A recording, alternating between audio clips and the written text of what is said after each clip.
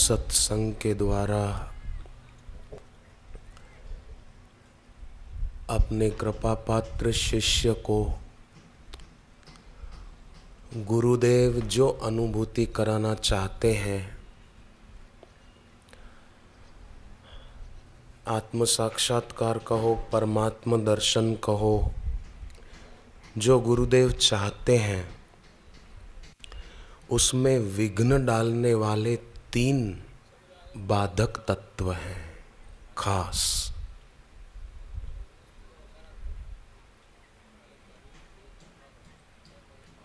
देवासुर संग्राम चलता ही रहता है।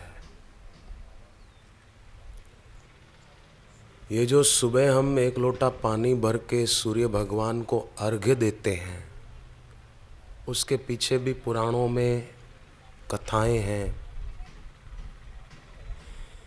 मंदेहा नाम की राक्षस जाति है, वो सूर्य नारायण पर हमला करती है। हम 1 लोटा जल भर के सूर्य को अर्घ्य देते हैं, से सूर्य नारायण पुष्ट होते हैं और असुरों का जोर कम हो जाता है और सूर्य नारायण की प्रसन्नता अर्घ्य देने वाले को प्राप्त होती है। पुराणों की कथाएं हमने पढ़ी है, सुनी है कि किस प्रकार देवताओं और दैत्यों के बीच संघर्ष होता रहा है। तो 3 बाधक तत्व हैं।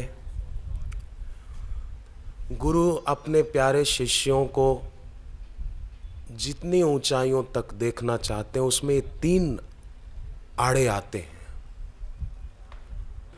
गुरुदेव ऐसी युक्तियां भी बताते हैं कि जिनसे ये 3 बाधक तत्व दूर भी हो जाएं, पर हम शिष्यों की, हम साधकों की तैयारी होनी चाहिए।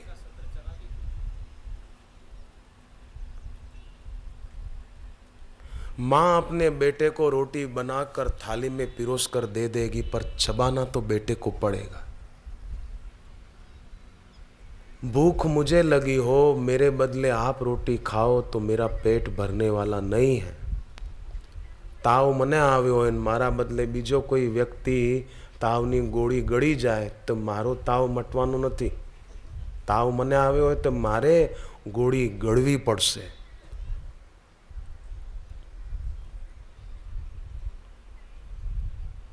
तो ताव उतरसे। ऐसे ही रोग हमको लगा है, बाधक तत्व हमको अड़चन डाल रहे हैं बीच में। तो गुरु जो युक्ति बताते हैं उसको हमें अंगीकार करना होगा बिना किसी शर्त के। रोग होता है ना, डॉक्टर दवाई देते हैं, तो हम डॉक्टर के आगे शर्त नहीं रखते कि ऐसा हो तो ही मैं दवा लूं। डॉक्टर बोले कि दूध से लेना थे, जी साहब दूध से लेंगे। डॉक्टर बोले कि कुछ खाना नहीं, खाली मौसमी का रस पीना था, जी साहब खाली मौसमी का रस पिएंगे। टाइफाइड होता है तो ऐसा ही करना पड़ता है ना, रोटी बंद करा देते हैं डॉक्टर, खाना नहीं खाना, फल का रस लेना, ये लेना है। तो हम उनकी बात मानते हैं, तब हम रोग मुक्त होते हैं। ऐसे ही गुरु की बात शिष्य माने। क्लासरूम में शिक्षक विद्यार्थी को आ क छे, आ ख छे, आ ग छे, आ घ छे, ते विद्यार्थी मानी ले छे कि हाँ साहब आ क ज छे। विद्यार्थी ऐसा तर्क नहीं करता, साहब इसको क क्यों बोलते हैं, इसको ख क्यों नहीं बोलते हैं, क इसको क्यों बोलते हैं। विद्यार्थी मान लेता, जी साहब आ क ज छे, ये ख है, ये घ है। वो मान लेता है। मान लेता है तो वो विद्यार्थी, उसकी कक्षा बढ़ती जाती है। केजी वाला फर्स्ट में, सेकंड में, थर्ड में प्रोग्रेस करता जाता। विद्यार्थी बने बिना शिक्षक कैसे होगा। बहू तो बनी नहीं और बोले मेरे को सास बना दो। वहू तो बन्या नहीं बहन कि मारे तो सासू ज थवुं छे, सीधा मारे वहू थवुं ज नथी, मारे सीधा सासू थवुं छे। तो बहू बने बिना सास कैसे बन जाएगी बेटी। विद्यार्थी बने बिना शिक्षक कैसे हो जाएगा। शिष्य तो बना नहीं, बोले मेरे को गुरु बना दो, मैं तो गुरु बनूं, मैं शिष्य नहीं बनूंगा।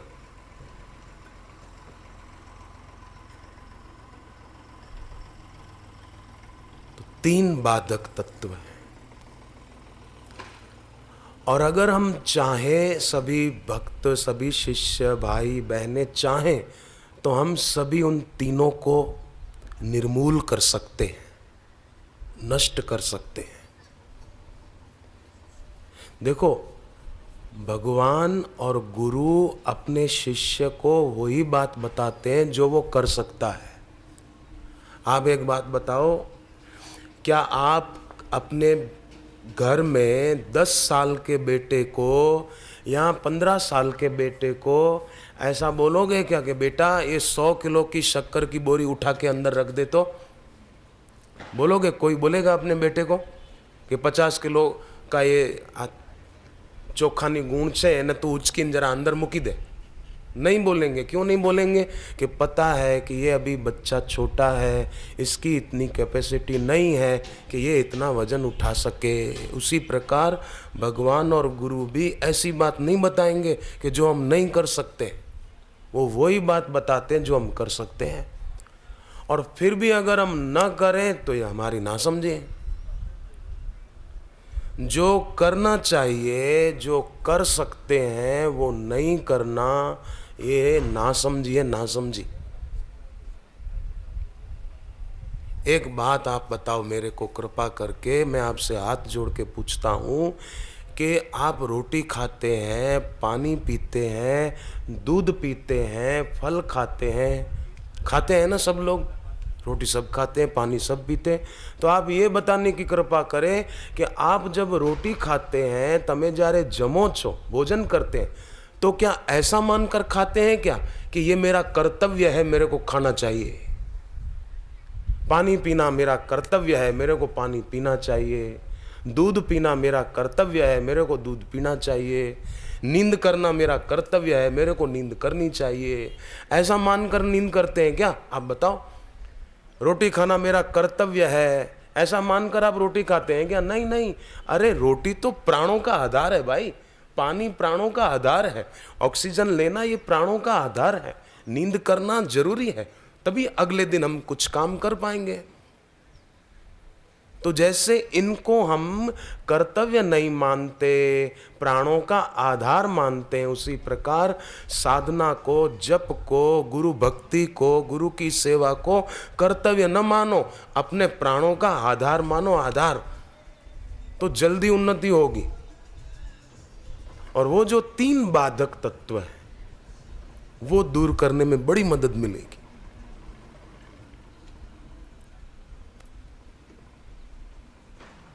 चाहे तो कर सकते हैं। 3 बाधक तत्वों में पहला है मल, दूसरा विक्षेप, तीसरा आवरण। अब मल क्या है, विक्षेप क्या है, आवरण क्या है? ध्यान दें। भगवान की ओर, गुरुदेव के श्री चरणों की ओर जाने के बजाय मन भोगों में चला जाता है, यही मन का मल दोष है। जैसे मारीच स्वर्ण मृग बनकर आया तो थोड़ा तो राम जी के तरफ गया, पर फिर राम जी को पीठ देकर दूसरी तरफ भाग गया। तो ये है मन का मल दोष। मारीच मन का प्रतीक है। थोड़ा तो गुरु चरणों की ओर, भगवान की ओर चला, पर फिर भागा संसार की तरफ। फिर चिंतन वही शुरू हो जाता है। नाश्ता में શું બનાવીશું, दूध આવ્યું હશે કે નહીં, રાતનું दूध પડ્યું છે, એને જલ્દી ગરમ કરી નાખીએ, ફાટી ના જાય, કાં તો એને મેળવણ નાખીને દહીં કરી નાખીએ, અને આ કરી દઈએ, ફલાણા ભાઈ આવવાના હતા, खबर नहीं क्यारे आवशे। तो ये मन का मल दोष है। व्यक्ति का मन ज्यादातर जे माखी होए, मक्खी होती है ना, मक्खी केसर मिश्रित चंदन को छोड़कर अपवित्र पदार्थ की ओर जाती है, कूड़े करकट की ओर जाती है, गंदगी के ढेर के तरफ मक्खी जाती है। ऐसे ही व्यक्ति का मन मक्खी की तरह संसार के भोग्य पदार्थों की ओर चला जाता है, जो कि कूड़ा करकट है, गंदगी है। देह अभिमान गंदगी है। जैसे छोटे बच्चे कचरे के ढेर पर खड़े होकर बोले मैं बड़ा, देख मैं तेरे से बड़ा, मैं तेरे से बड़ा। अरे भाई तू कचरे के ढेर पर खड़ा है और बोल रहा मैं तेरे से बड़ा हूं। तो मन मक्खी की तरह अगर शांति से कोई विचार करके देखे ना, तो पता चलेगा, अनुभव में आएगा कि भगवान के सिवा बाकी सब कूड़े कचरे के समान है। आप जरा सोचो ना, हमने अपनी आंखों के सामने कई लोगों को इस शरीर छोड़ते हुए देखा है, मरते हुए देखा है। कईयों की शमशान यात्रा में हम भाई लोग गए हैं और देखा है कि क्या ले जाता है जीव, क्या क्या जाता है, आप बताओ। संसार में आनंदमय भगवान के सिवा ए भक्तों कहीं मन को लगाना नहीं अच्छा, उपदेश गुरु जनों के भुलाना नहीं अच्छा। संसार में आनंदमय भगवान के सिवा ए भक्तों कहीं मन को लगाना नहीं अच्छा, अपने समय को व्यर्थ गंवाना नहीं अच्छा। लोग गंवा देते हैं, मैच देखते हैं। मैच, मेरे को तो बड़ा आश्चर्य लगता है कि लोग मैच क्यों देखते हैं, क्या मिलता है, पूरा दिन गंवा देते हैं। डोंगरे जी महाराज बोलते थे, गुजरात में तो डोंगरे जी महाराज को कौन नहीं जानता। डोंगरे जी महाराज बोलते थे कि मैं जब छोटा था अपने गुरु के पास रहता था पंढरपुर में, तब सत्यवान सावित्री नाम की एक धार्मिक फिल्म आई थी उस जमाने में। तो डोंगरे जी महाराज ने अपने गुरु को कहा कि मेरे मन में इच्छा होती है कि मैं ये सत्यवान सावित्री धार्मिक फिल्म है, मैं देख के आऊं। तो गुरु ने उनको कहा कि बेटे फिल्म तो धार्मिक है, सत्यवान सावित्री की कथा शास्त्र की है, महाभारत की, देवी भागवत में भी कुछ अंश है, पर बेटे उस फिल्म में जो काम करने वाले हैं वो धार्मिक नहीं है। तो उनकी एक्टिंग देखकर तेरे में क्या धार्मिकता आएगी, बैठ मैं तुझे सत्यवान सावित्री की कथा सुनाता हूं। गुरु ने सुनाई, उसके बाद उनको कभी धार्मिक फिल्म देखने की इच्छा नहीं हुई। गुरु की बात मान ली उन्होंने। डोंगरे जी महाराज तो इतने बड़े संत हो गए, लाखों आदमी उनकी कथा सुनते थे। आप में से कईयों ने उनके दर्शन किए होंगे, मैंने किए थे।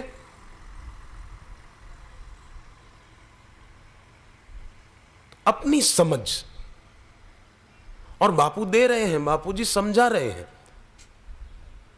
पति पत्नी से वफादार हो, पत्नी पति से वफादार हो, भाई भाई से, बाप बेटा, एक विश्वास संपादन किया जाए, विश्वासघात कभी न किया जाए।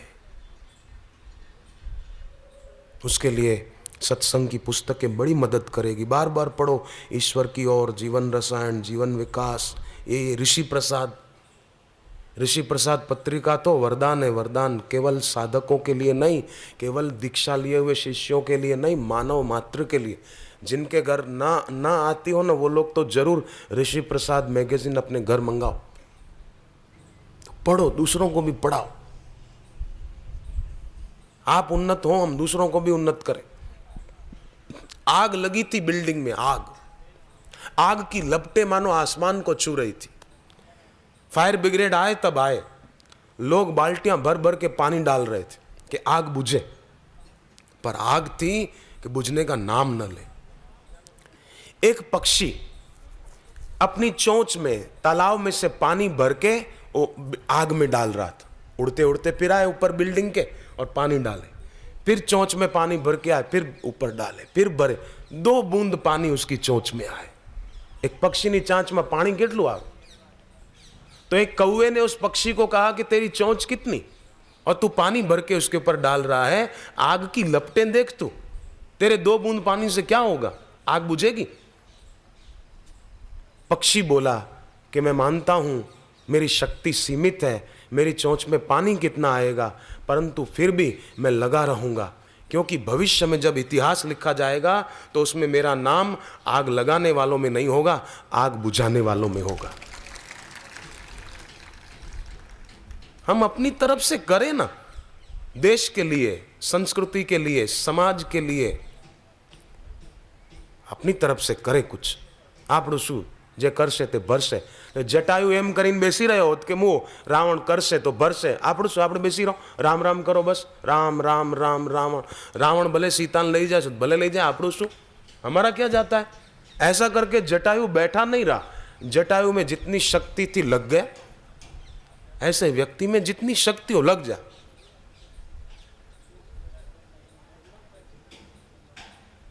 अनंत की शक्ति उसके साथ मिल जाएगी। तो भगवान की ओर जाने के बजाय मन भोगों में बार बार चला जाता है। ये मन का मल दोष है, ये दूर हो सकता है। रोज अगर आधा घंटा कोई एक टक गुरु मूर्ति की ओर देखने का नियम बनाए, प्राणायाम करे, मौन रखे, ये सब हमने सत्संग में सुना है, करे। दीक्षा नहीं लिए तो दीक्षा ले, जप शुरू कर दे, मौन भी रखे थोड़ा। दिन भर हम काम करते हैं, रात को सो जाते हैं, तो अगले दिन काम करने की शक्ति मिलती है। ऐसे ही दिन में बोलते हैं, थोड़ा मौन रखें तो फिर उस शक्ति का संचय होगा। चेक डैम होते हैं, क्यों होते हैं, और बड़े डैम होते हैं, क्यों होते हैं, कि पानी को रोका जाए ताकि पानी काम आए। नर्मदा में से नहर निकाली, पानी काम आया ना। ऐसे डैम बांधे, वाणी का डैम बांधे।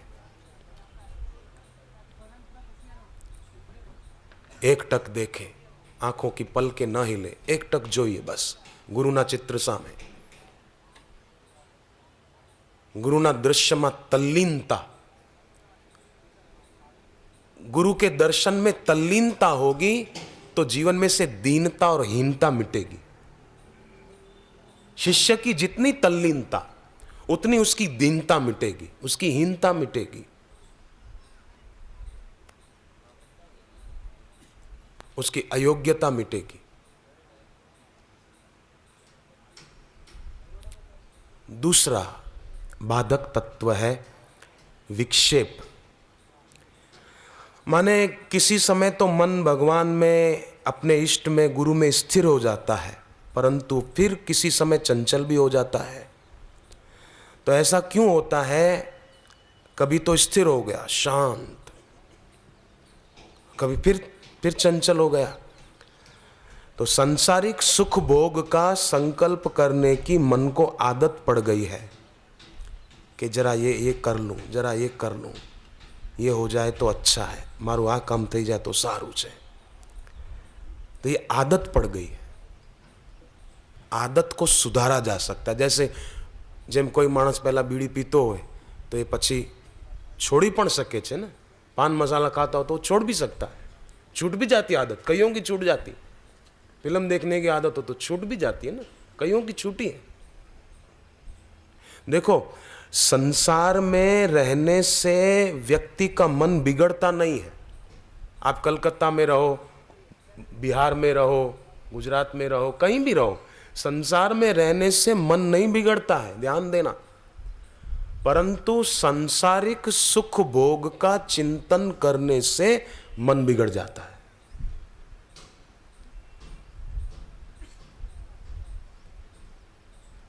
मनोराज जिसको बोल दो आप, तो आदत पड़ गई है।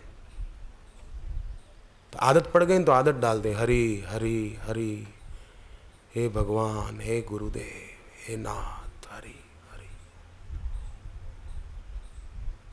ऐसा होठों में बोले,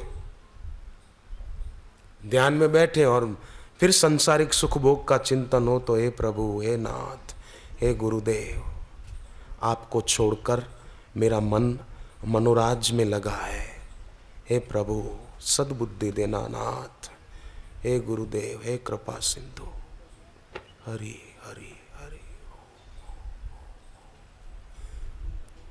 तो उनकी मदद भी मिलती है, उनका आशीर्वाद मिलता है, क्योंकि वे भी चाहते हैं हमारा कल्याण हो जाए। वे चाहते सब झोली भर ले। तो अपने मन को निरंतर भक्ति में सराबोर रखकर साधक मल और विक्षेप इन दो का नाश कर सकता है। हम चाहें तो कर सकते हैं।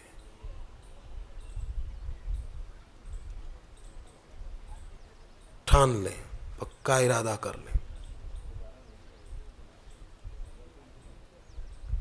तो ये कौन सा उकदा जो हो नहीं सकता, तेरा जी न चाहे तो हो नहीं सकता। छोटा सा कीड़ा पत्थर में घर करे, इंसान क्या दिले दिलबर में घर न करे। गोपियों ने भागवत में गोपी गीत गाया है।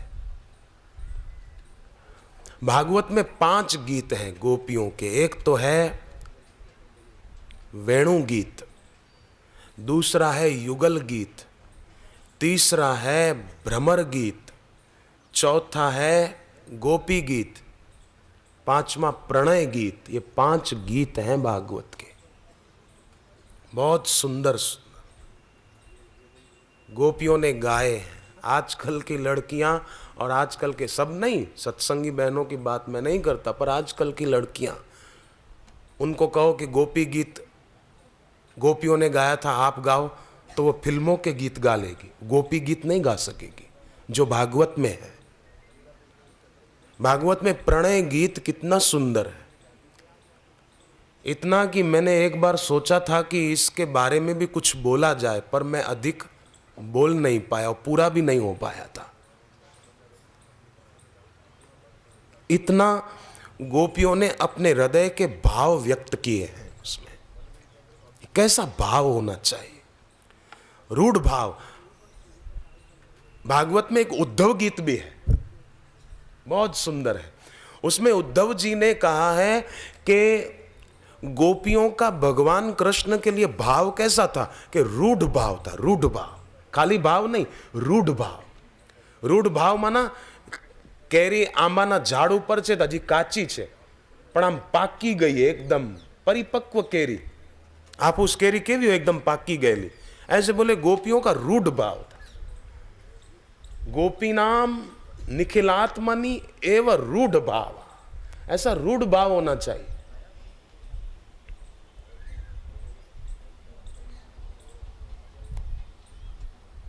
तो गोपी गीत में गोपियां भगवान को कहती है प्रणत देहि नाम पाप कर्षणम। पाप कैसे नष्ट हो, ये मल विक्षेप पाप है। देखो, एक होता है साधारण लोग जो कई करते, कोई दारू पिए, बीड़ी पिए, मांसाहार करे, ये भी पाप है, गलत है, निषिद्ध कर्म है। और भक्ति मार्गी साधक अगर जीवन में भेद रखकर चलता है तो वो भी पाप है, या निष्ठा से चूक जाता है तो पाप है। प्रेम में कमी आ गई, गुरु के प्रति श्रद्धा में कमी आ गई, पाप है। गुरु में दोष दर्शन आ गया, पाप है। भक्ति मार्गी साधक का पाप कौन सा, ये पाप है। गुरु के प्रति मन में दुर्भाव आ गया, ये पाप है। हम जैसा चाहते थे ऐसा गुरु ने नहीं किया, आपसे बात नहीं की, डांट दिया, फटकार दिया, भगा दिया। हाँ, बोले हम तो इतनी श्रद्धा से आए थे, हमको डांट दिया, हमसे बात नहीं की, दुर्भाव आया ना, समझो ये पाप है। परंतु ये भाव आया कि वाह वाह गुरुदेव, कोई नहर नहीं है, नहर, गुरु तो बाढ़ की उफनती हुई गंगा है, जो हमारी धारणाओं के अनुरूप नहीं चलेंगे, अपितु जिसमें हमारा भला है वैसा कहेंगे, वैसा करेंगे। बाढ़ की गंगा है, बाढ़ की गंगा, पूर्णी गंगा, सादी गंगा नहीं पाछी અત્યારે જે હરિદ્વારમાં વહે છે એ नहीं। आंधी तूफान और चौमासे के दिनों में जो गंगा में बाढ़ आ जाए, ऐसी बाढ़ की गंगा है गुरु, धारणाओं को तोड़ देगा। जो हम चाहते हैं वैसा नहीं भी करेंगे। कभी आपको ऐसा होगा कि हमने अमुक काम ये सोचा था पर नहीं हुआ, नहीं हुआ तो उसी में भला था। नारद जी तो चाहते थे कि मेरी शादी शील निधि की बेटी से हो जाए, पर भगवान ने कहां होने दी? आप बताओ, होने दी शादी नारद जी की? नहीं होने दी।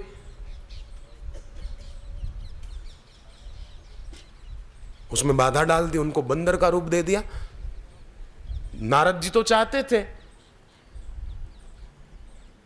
पर नहीं होने दिया। ऐसे कई बार आपको लगेगा कि हम अमुक काम अमुक रीति से चाहते थे पर नहीं हुआ। नहीं हुआ तो चिंता नहीं करना, शिव जी की बात याद करना। जब शिव जी की बात सती ने, उनकी खुद की पत्नी ने नहीं मानी तो शिव जी दुखी हो गए? नहीं, शिव जी ने मन में इतना ही सोचा, हरि इच्छा भावी बलवाना, हृदय विचारत शंभु सुजाना, अस कही लगे जपन हरि नामा। शिव जी जप करने लग गए तो आपकी भी सती अगर पति की बात नहीं माने तो आप शिव जी को याद करना कि शिव जी ने क्या किया था। हरि इच्छा भावी बलवाना, हृदय विचारत शंभु सुजाना। ये व्यक्ति की मति ही सती हो जाए ना। किसी की पत्नी सती जैसी ना हो, या सती माने वो किसी की पत्नी सती ना हो पर मति को सती बना दो। जो अपनी मति को सती जैसी बनाएगा उसके जीवन में कभी क्षति नहीं होगी, उसकी गति अच्छी होगी साधना में। इसलिए क्षति नहीं चाहते हैं हम, तो मति को सती बनाना सीखें। गति करें, गति जो मार्ग गुरु ने दिखाया उस पर गति करें, आगे बढ़े और मति को भीष्म की तरह सती बना दे। भीष्म की मति सती जैसी, जैसे सती स्त्री अपने पति के सिवा, भले सती ने शिव जी की बात अमुक विषय में नहीं मानी, परंतु जब सती ने अपने पिता के यहां योग अग्नि प्रकट करके शरीर को भस्म करना चाहा, तब शरीर को छोड़ने से पहले सती ने भगवान विष्णु से प्रार्थना की, सती मरत हरि सन वर मांगा, जन्म जन्म शिव पद अनुरागा। मरते मरते वरदान मांगा। कैसी निष्ठा, मरते मरते भी जन्म जन्म शिव पद अनुरागा। ऐसी ये मति व्यक्ति की सती जैसी हो। नहीं चाहते हो क्षति तो मति को जरूर बनाओ सती की तरह।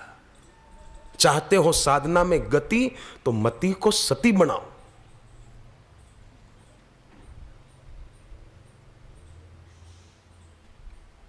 फिर सती का अगले जन्म में पार्वती के रूप में जन्म हुआ, तब भी चाहिए सदा शिव ही बरतारा, मुझे तो शिव जी ही चाहिए।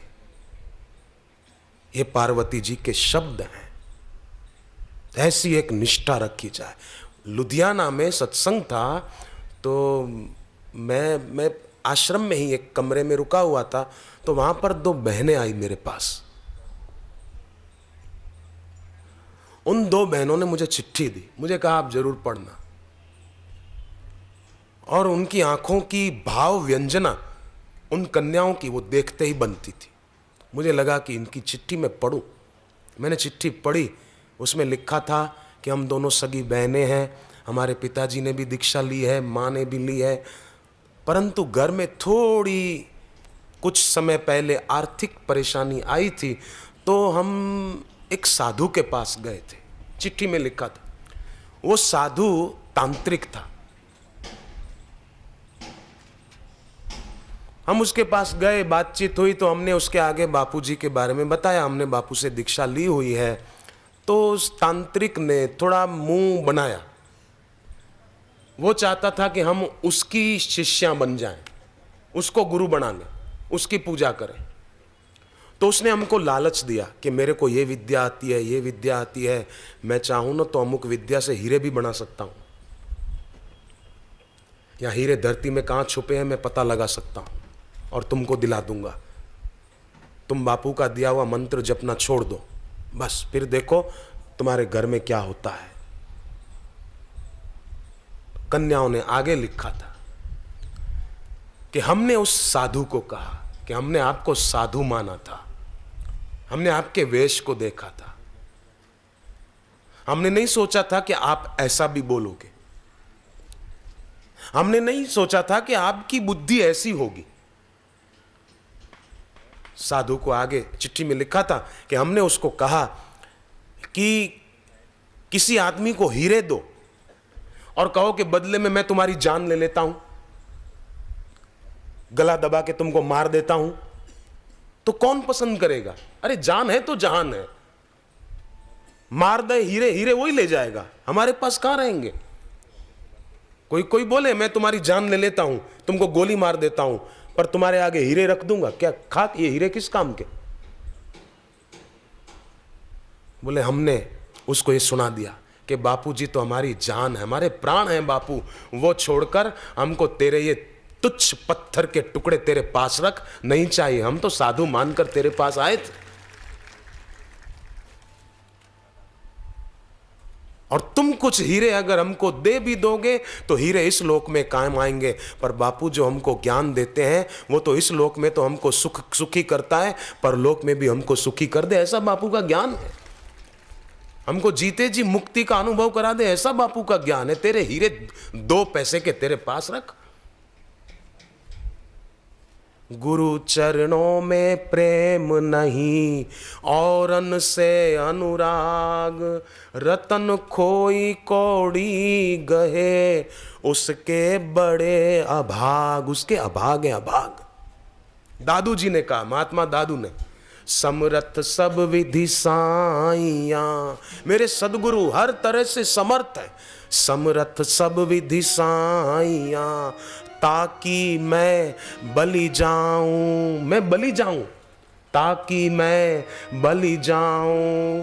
हृदय में बस वो बसे और चित न लाऊं। मैं और जगह अपना मन न लगाऊं, मैं अपने गुरुदेव के चरणों में ही मन लगाऊं। प्रणत देहि नाम, गोपियां कहती है, प्रणत देहि नाम। आपके चरणों में जो झुक जाए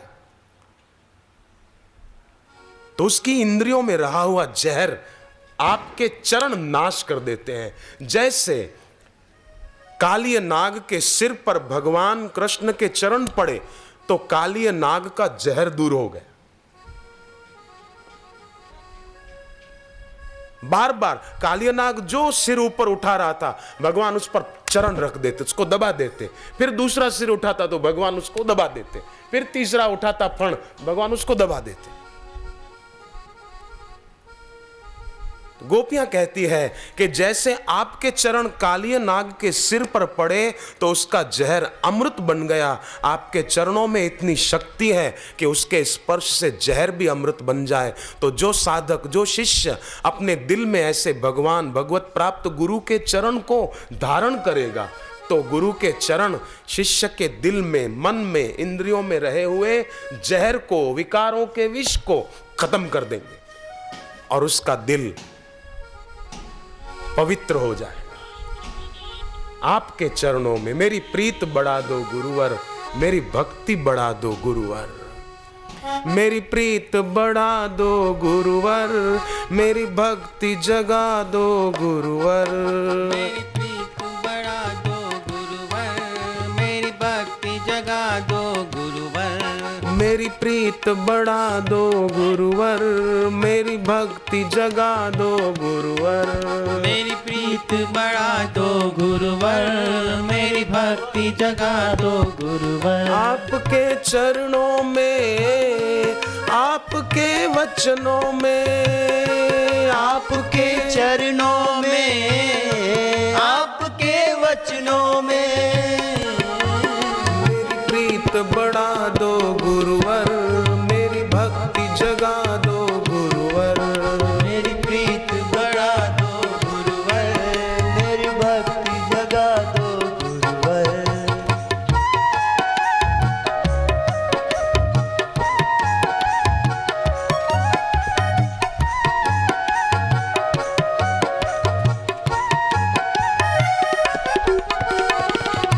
न चित अब चंचल हो, सुमिरन हर पल हो। न चित अब चंचल हो, सुमिरन हर पल हो। ऐसी प्रीत लगा दो गुरुवर, ऐसी प्रीत लगा दो गुरुवर। ऐसी प्रीत लगा दो गुरुवर, ऐसी प्रीत लगा दो गुरुवर।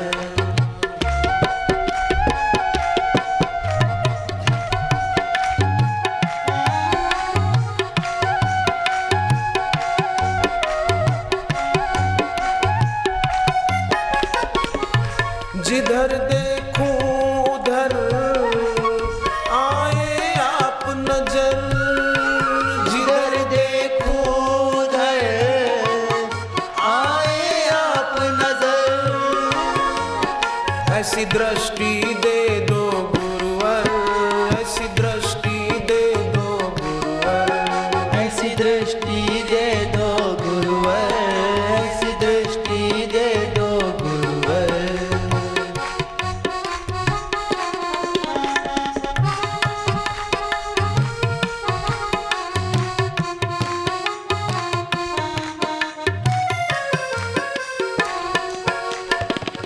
तो गोपियां कहती है प्रणत कामदम, आपके चरणों में जो सिर रखता है तो आपके चरण उसके मस्तिष्क में एक गुरु शिष्य के सिर पर हाथ क्यों रखते हैं। हाँ, अब इसका मतलब ये सुनकर कोई ऐसा मत बोलना बापू मेरे सिर पे हाथ रख के। बापू जी दृष्टि डालते हैं, ये सिर पे हाथ रखना ही हुआ। एक एक आदमी बोले बापू मेरे सिर पे हाथ रखो, मेरे सिर पे हाथ रखो, मेरे सिर पे हाथ रखो, तो कैसे वो होगा। गुरु की दृष्टि वो भी बहुत है, हमारे ऊपर ही तो पड़ रही ना दृष्टि। तो गुरु सिर पर हाथ रखते क्यों, कि हमारी चेतना जो अधोगामी हो रही है वो ऊर्ध्वगामी हो जाए, इसलिए गुरु हाथ रखते। इस सिर पे हाथ रखने का विधान इसीलिए है, खाली ऐसा थोड़ी सिर पे बाहर रख दिया। आजकल तो लोग ऐसे ही मुफ्त में ऐसे ही हाथ रख देते हैं, मानो बाहर रख रहे हैं। बाहर मिटा नहीं रहे हैं, बाहर रख रहे हैं। भार तो गुरु हटा सकते हैं, निर्भार सदगुरु बना सकते हैं, बाकी कोई नहीं कर सकता। किसी में शक्ति नहीं है कि हमारी चेतना को अधोगामी न करके ऊर्ध्वगामी करते। इसलिए हाथ रखते थे गुरु कि इसकी चेतना, इसकी ऊर्जा अब अधोगामी न हो, अब ऊर्ध्वगामी हो। पूज्य बापू अपनी दृष्टि के द्वारा, अपने वचनों के द्वारा हमारी ऊर्जा का ऊर्ध्वीकरण कर रहे हैं। और ध्यान देना, जिसके दिल में 7 केंद्र है ना शरीर में, सत्संग में सुना, मूलाधार, स्वाधिष्ठान, मणिपुर, अनाहत, विशुद्धाख्या, आज्ञा चक्र, सहस्त्रसा, 7 केंद्र है। चौथा जो है उसको अनाहत चक्र बोलते हैं, और अनाहत चक्र उसका स्थान हृदय में है, और ये भावनाओं का केंद्र है। ये चौथा ये बीच में है। 3 इससे ऊपर है, 3 इससे नीचे हैं। जिसके दिल में गुरु के लिए भाव होगा ना, वो चौथे केंद्र से ऊपर उठेगा। भाव नहीं होगा ना सदगुरु के लिए, तो वो चौथे से नीचे भी जा सकता है, अधोगामी उसकी यात्रा होगी। पर सदगुरु के लिए भाव होगा तो उसकी ऊर्जा ऊर्ध्वगामी होगी। ऊर्ध्वम गच्छन्ति सत्वस्था। इसलिए सावधान हो जाना, महात्मा दादू की बात याद रखना, समरथ सब विधि साइया।